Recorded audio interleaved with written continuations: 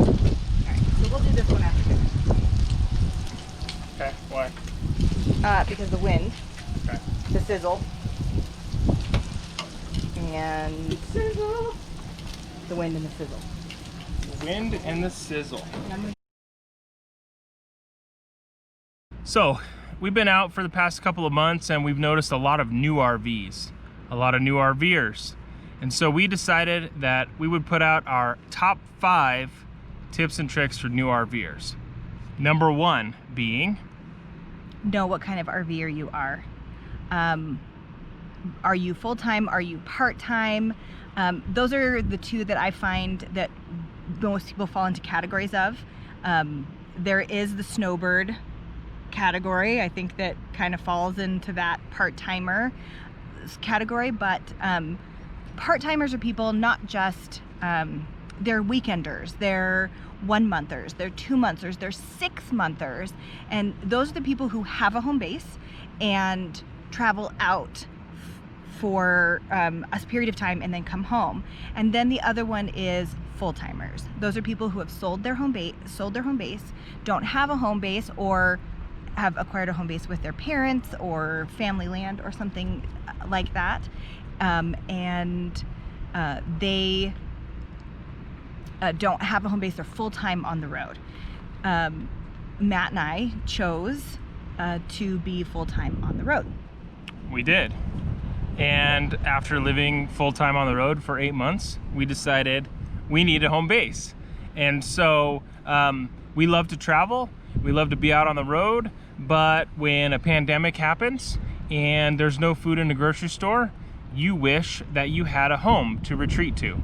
And so that's why we are full-timers who have realized that we want to be part-timers. So the point is, tip number 1, know who you are. Are you a full-timer or are you a part-timer? Tip number 2, make a bucket list.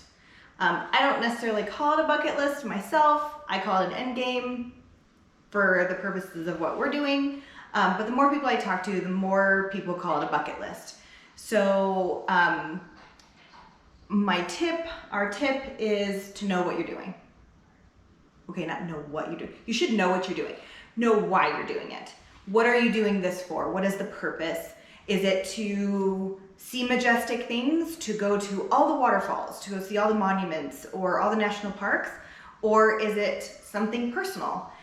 For me, and for Matt, it was something personal. We wanted to learn how to live in the space of uncomfortableness, of teaching our children that other people live very different than the suburban place in which we came from.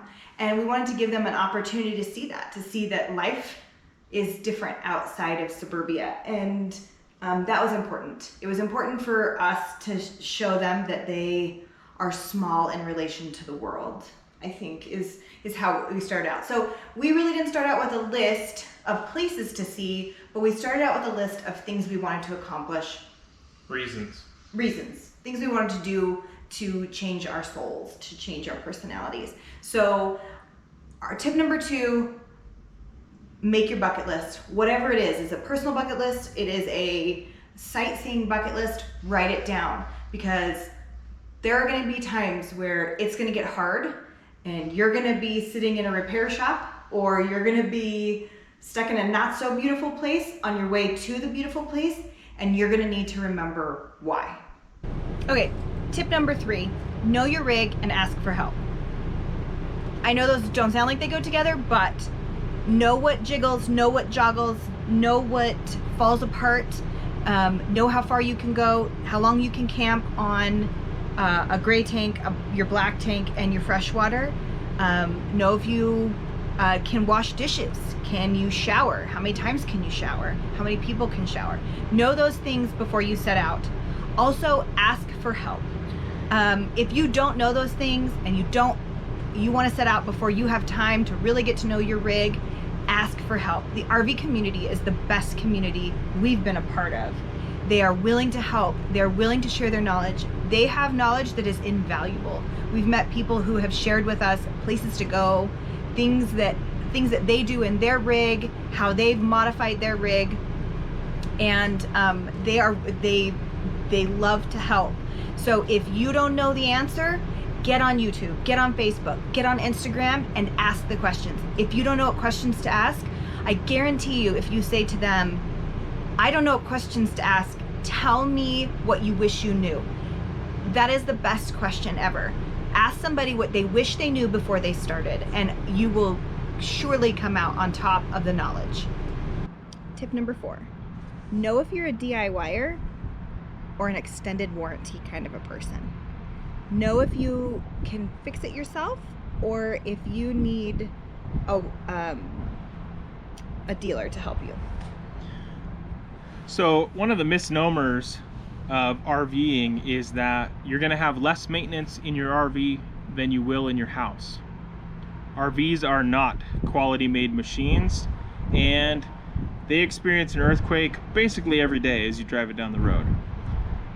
You will constantly be fixing something, a sink, a door, a cabinet, some other kind of plumbing issue, or a generator.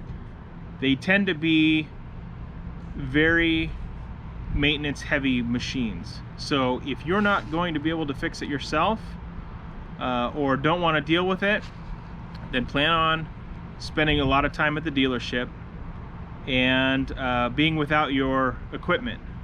If you're this kind of person, you'll need to know where you're going to stay while it's being worked on, and if you have another vehicle to get you around. There's a lot of things to think about when it comes down to maintenance on an RV. They are maintenance heavy, and you will need to either do it yourself or have somebody else do it. So a mouthful of cash and somebody with knowledge will do you wonders, or spending a little bit of elbow grease and getting it done yourself will be the ticket. Tip number 5, the just get out there and do it model that a lot of people are pitching is not a one-size-fits-all model. It's not for everybody. This is something that kind of ires me. The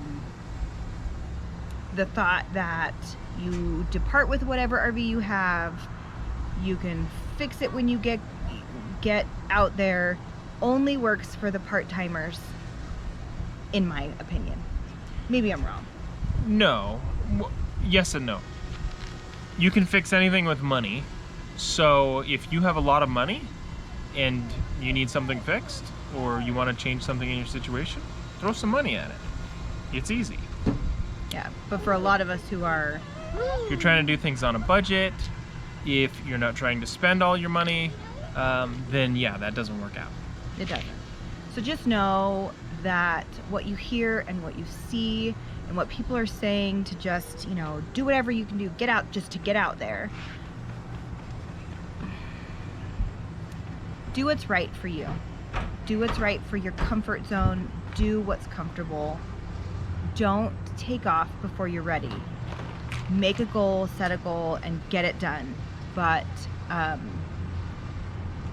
do your research. Know what you're doing. Yep.